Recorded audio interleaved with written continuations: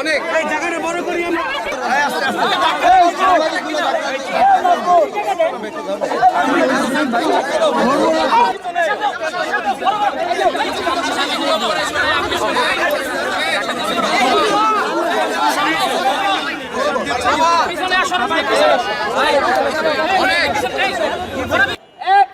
জুলাই গণঅভ্যুত্থানের পর police line, Siddhirganj থানা এবং আড়াইহাজার থানা থেকে 140টি অস্ত্র উদ্ধার লুট হয়েছিল, যার মধ্যে প্রশাসন 100টি উদ্ধার করেছে বলে আমরা জানতে পেরেছি।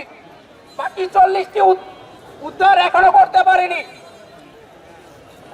একই সাথে রাইফেল ক্লাব থেকে অসংখ্য অগ্নিয়াস্ত্র লুট হয়েছে, যা আগামী সুষ্ঠু নির্বাচন বিঘ্ন সৃষ্টি করতে পারে।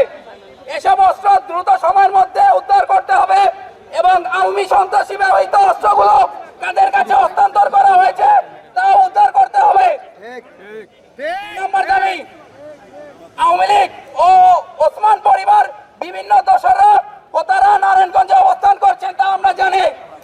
তাদেরকে অনতিবিলম্বে গ্রেফতার করে বিচারের আওতায় আনতে হবে। একই সাথে ওসমানদের ব্যবহৃত ব্যবসা বাণিজ্য থেকে শুরু করে সকল সাম্রাজ্য বর্তমানে কারা পরিচালনা করছে তাদের প্রশাসনের কাছে তথ্য আছে তা আমরা জানি। তাদেরকে দ্রুত আইনের আওতায় আনতে হবে, কেননা এই সাম্রাজ্য অর্থ দিয়ে আমাদের ভাইদেরকে হত্যা করার চেষ্টা চালানো হচ্ছে।